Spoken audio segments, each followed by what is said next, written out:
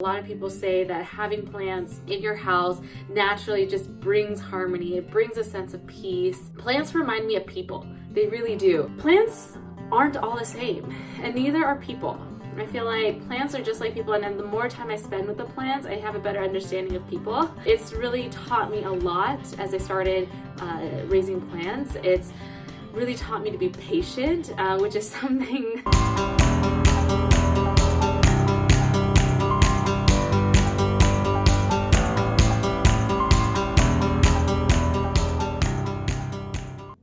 Hi everyone, welcome back to my Mommy's Life channel where I share with you guys my journey as a first-time mom, dentist, and business owner. If you guys are new to this channel, a big welcome, and for all of you guys who've been watching, I want to thank you guys so much for following along with me and my journey, and I hope you guys find ways to get more done, do all the things you love to do, be inspired, find ways to get positivity in your life, because those are the things that are really going to help drive us forward and launch us to the next level. In today's video, I want to share with you guys a new hobby of mine. I'm not going to lie, with all of this pandemic, economic crisis, and uncertainty, I really wanted to find something that I could come home to that would bring me a sense of calmness and peace, serenity, after a crazy day and everything else that's going on in the world. And so I picked up indoor houseplants.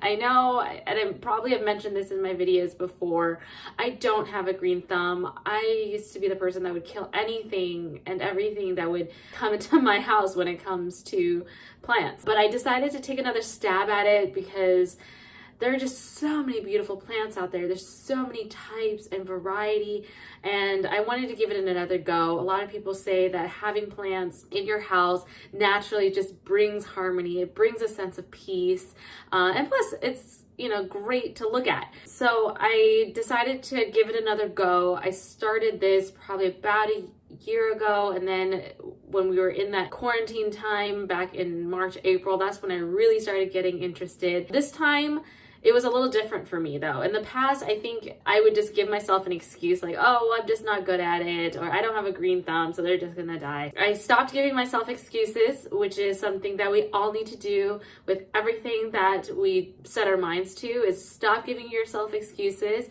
and find a way to make it work. And so the first thing I started to do is study up. This was not something that I ever did. I would just bring a plant back. I would just start watering it, put it somewhere where there's some light and hope for the best. And that's not how plants work. And this is very, very interesting. And as I looked more and more into it, plants remind me of people. They really do. This is my little monstera. I just want to show you my cute little monstera. I've had this guy for about 6 months now, and monsteras are really interesting. They can grow really, really fast. When I started looking it up, it can grow about 1 foot to 2 feet every year. And when I first brought it home, it wasn't really growing as fast as people say it would. And then I realized I was putting it in a place where there was just too much light, and the leaves would start to get kind of brown, it would dry out. And so I moved it. And this was the first moment during all this where I realized, like, plants aren't all the same, and neither are people. I feel like plants are just like people, and then the more time I spend with the plants, I have a better understanding of people. All of us, even though we share the commonality of certain things, right? We all need nutrition, we all need love, we all need, certain things. But how much of each, what specifically you need, it's all different. And we need to really start to take a minute and understand the person or the plant to really get an understanding and allow them to thrive. And I think, a lot of you guys probably start noticing this if you have multiple kids. You probably notice that, even though they're all your kids, they aren't the same. They all have different personalities and temperaments and everything, and plants are the same way. And so it's really taught me a lot as I started raising plants. It's really taught me to be patient, which is something that, that is a weakness of mine. I can't say that I'm the most patient person in the world. And so that's definitely true. When I first got my plants, I was like, oh man, I'm looking at it every single day and I'm like, why hasn't it grown? Why isn't there another leaf? Why is there no flowers yet?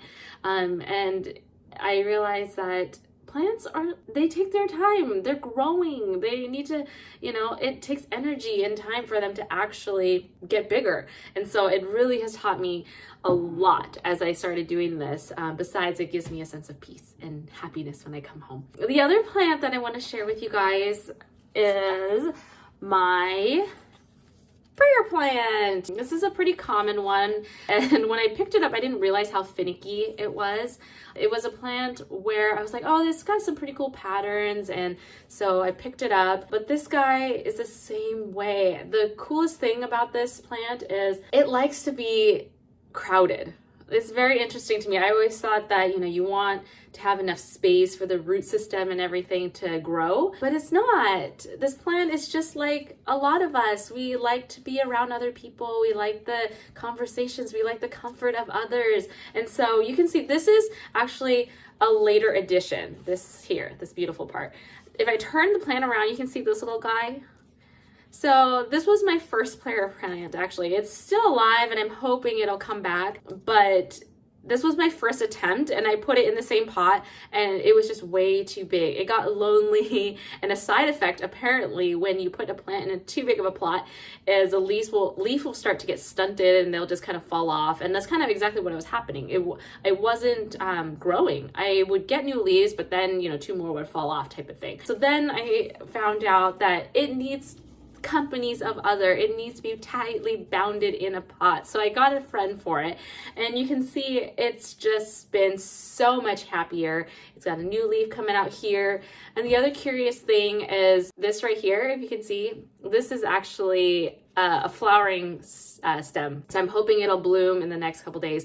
And this was huge. I was like jumping up and down for joy when this happened, because if you guys know anything about these plants, they tend to not bloom very often indoors. I guess the conditions typically aren't right and stuff like that. So for this to happen, it just reminds me that, things in life can happen. It's, miracles do happen. Things will surprise you and it'll shock you when you least expect it. And when you give it your all, when things are set up correctly under the right conditions, the unexpected will happen. And so it was really, really pleasant. And I was very, very happy when I came home and I saw this little thing pop out of there. So hopefully it'll bloom in the next couple days, and, maybe I'll share it with you guys when it does bloom. The other little guy I have is this, and it looks so sad. This is a variegated bear claw. It's a succulent. And when I got it, it was so sad. I got it through an online website. And so when I got it, a bunch of the leaves had fallen off. You can see it's kind of broken off here. And so it looked pretty sad. And I didn't have high hopes for it. But then this past week, I noticed that it decided to have another leaf come in. So this was really exciting for me. It just reminded me to not give up so easily, because I think most of us, when we're set under tough situations, or we're put in a situation where it's like, okay, odds are really stacked up against us and it's probably not gonna work out. Well, I can tell you it does. So we have to give it a little bit more patience. You will be surprised at how, succulents are pretty resilient, and maybe that's why I kind of bond to them, because I feel like us as people, we're pretty resilient as well. We can take a lot that is put against us. And so, seeing plants like this come out of the woodworks, even though it looked pretty beat up, to continue to grow and thrive, that just really reminds me hey, we got to keep going. We're really resilient, even though we get knocked down at times. Don't underestimate how much power we have. As long as we're still breathing, we're still going at it, we still got the mindset that we want to keep at it, we can get stuff done. So I love my little guy, my little bear claw, so cute.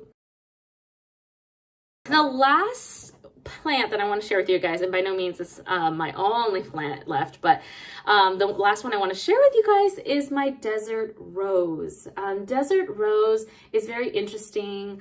I fell in love with this one and I decided to add it to my collection because of how interesting the lifestyle this plant is. So you would think that a lot of us, you know, we like to be pampered, right? We like to be watered consistently. We like to have, you know, a small window of temperatures that we want to be in, and that's where we're most happiest.